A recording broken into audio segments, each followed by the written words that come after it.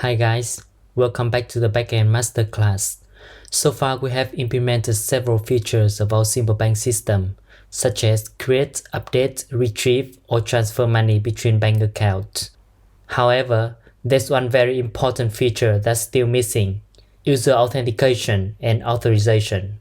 Our banking system could not be completed until this feature is implemented. So today we're going to take the first step to implement it, which is adding a new users table to the database and connect it with the existing account table via some DB constraint. Alright, so this is the current schema of our simple bank database. At the moment, the account table has an owner field to tell us whom this account belongs to. So we can use this field as a foreign key to link to the new users table that we are going to create. Let's define table users with an alias u. The first field of this table is a username of type varchar. Every user should have a unique username, so this field can serve as a primary key of this table. Next, we have the hash password field to store the hash value of the user's password. Its type is also varchar, and it should be not null. Why is it hash password and not just password?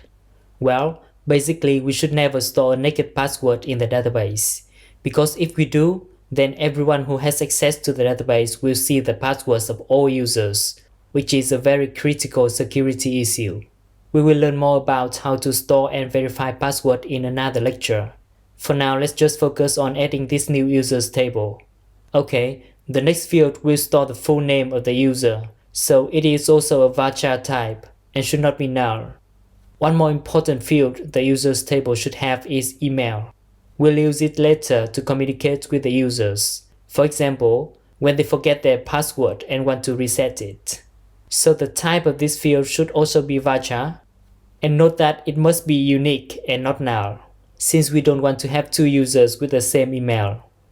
Then, just like other tables, we will have a created@ field to store the time this user is created. This field is not null, and it has a default value of null.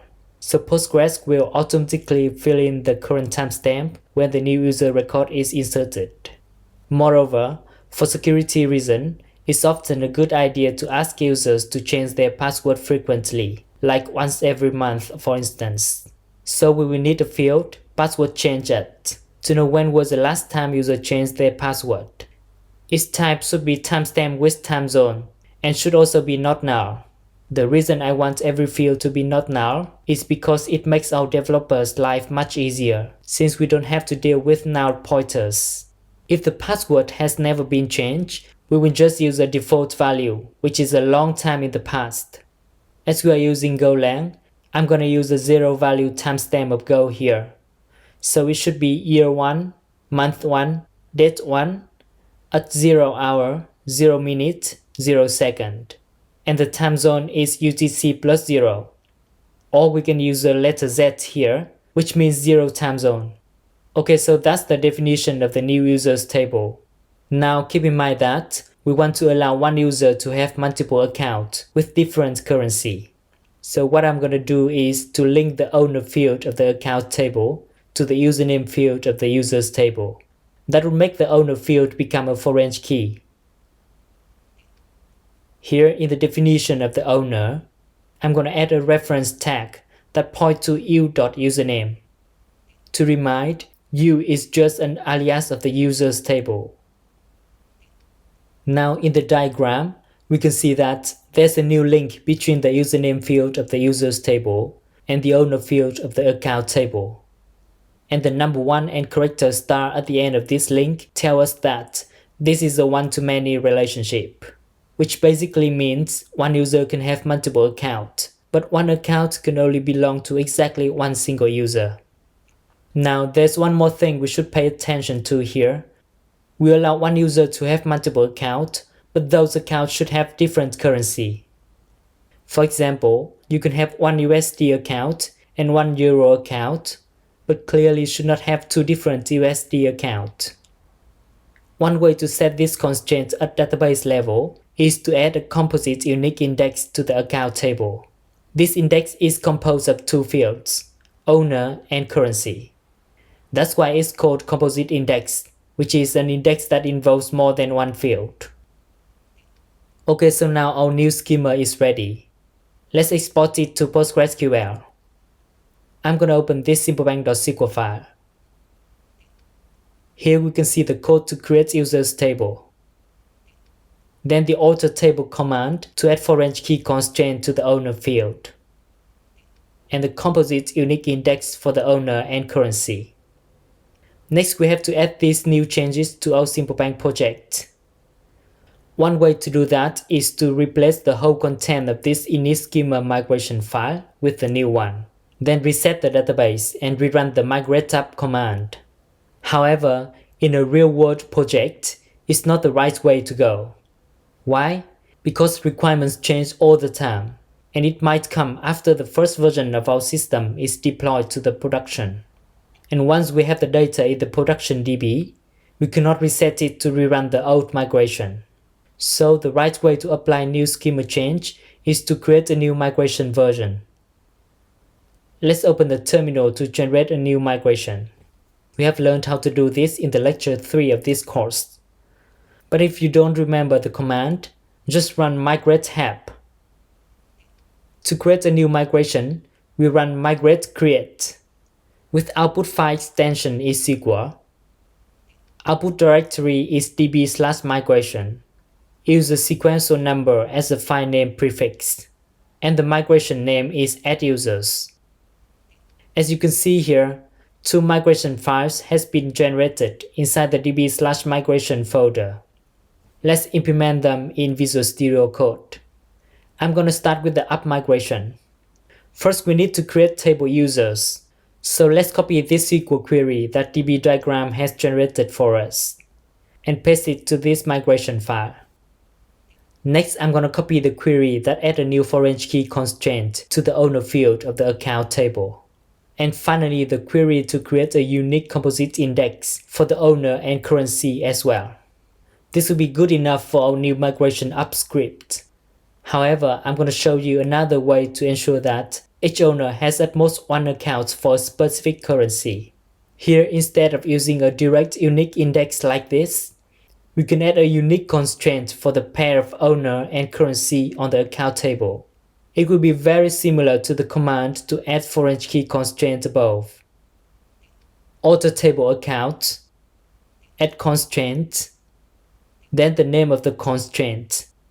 Let's say owner currency key, then unique, and finally the owner and currency field inside a pair of brackets.